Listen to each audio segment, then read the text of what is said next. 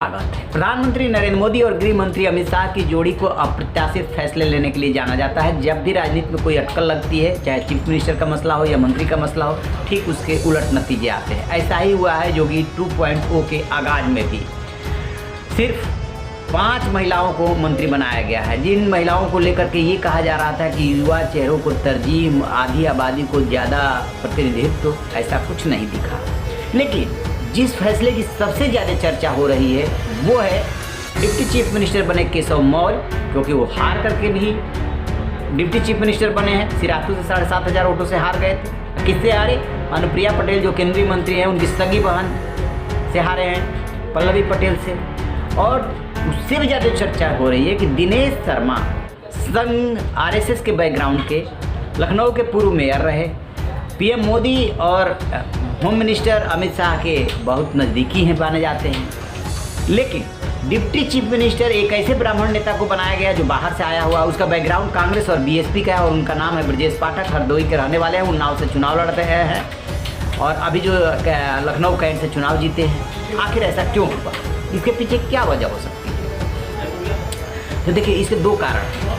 पहली बात ये कि ब्रजेश पाठक जिस समय बीजेपी में भगदड़ मची, 3 के मंत्री समेत कई विधायक गए, उस समय अनुप्रिया पटेल और ब्रजेश पाठक के भी नाम चले थे। और जब अमित शाह ने कमान संभाली रोकने की, भगदड़ रोकने की, उस समय कहते हैं कि ब्रजेश पाठक से कुछ वायदे किए गए थे। क्या वायदे थे? एक तो लखनऊ सेंट्रल, जहाँ से वो 5,000 मतों से जीतते थे चुनाव, वो वहाँ छोड़ना चाहते थे, सुरक्षित सीट चाहते थे। उसी समय लखनऊ कैंट के लिए वायदा किया गया और उसी समय ये भी कहा गया था कि हम आपका ध्यान रखेंगे। अब बात आती है, चलिए उस समय तो इन्होंने बार्गेनिंग कर लिया, अनुप्रिया पटेल से भी बात की गई, वो भी रुक गई।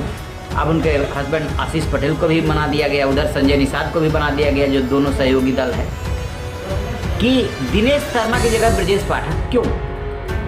तो देखिए, राजनीति हो या आम जनजीवन, ऑफिस हो, घर हो, समाज हो, तेज तर्रार चेहरा चाहिए। हाँ को हाँ और ना को ना कहने वाला चाहिए, सही को सही और गलत को गलत कहने वाला चाहिए, काम करने वाला चाहिए। दिनेश शर्मा के व्यक्तित्व की सबसे बड़ी कमजोरी थी कि ब्राह्मणों के किसी मामले में वो पूरी प्रभावशाली ढंग से उनकी पैरोकारी करते हुए नजर नहीं आए।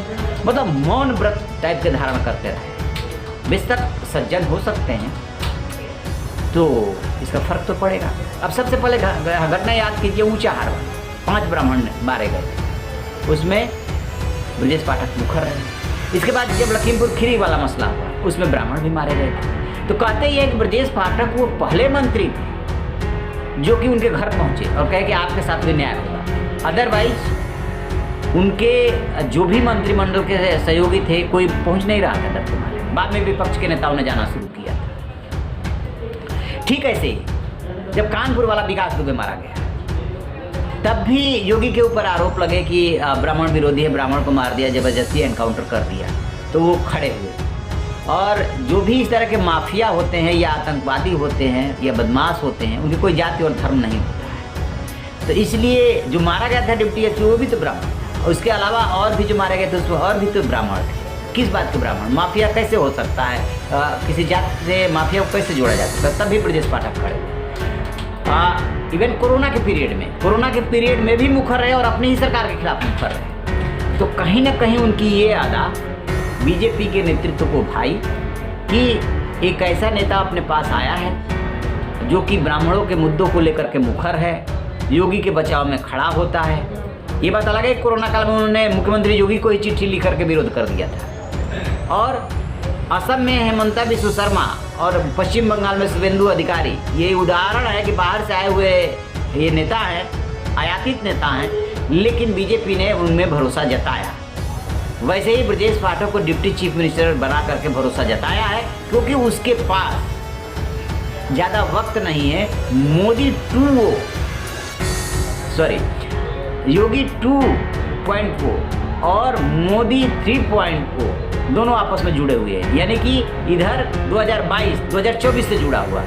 तो टारगेट बड़ा है कि जब तक इधर अच्छे लोग नहीं रखे जाएंगे, परफॉर्मेंस वाले लोग नहीं रखे जाएंगे, तब तक उधर नैया कैसे पार लेंगे। तो यही वजह रही कि दिनेश शर्मा आरएसएस बैकग्राउंड के होते हुए, बीजेपी के शीर्ष नेतृत्व के नज़दीकी होते हुए भी उनको किनारे किया गया। संभवतः उनको अब संगठन में जगह दी जाएगी, चाहे दिल्ली की राजनीति में उनको समायोजित किया जाएगा, और उनकी जगह पे ब्रजेश पाठक को लिया गया। ब्रजेश पाठक के लिए शुरुआती राजनीति और करियर की बात करेंगे तो लखनऊ विश्वविद्यालय छात्र संघ के चुनाव से उन्होंने करियर की शुरुआत की थी। शुरू के 2 चुनाव हारे थे।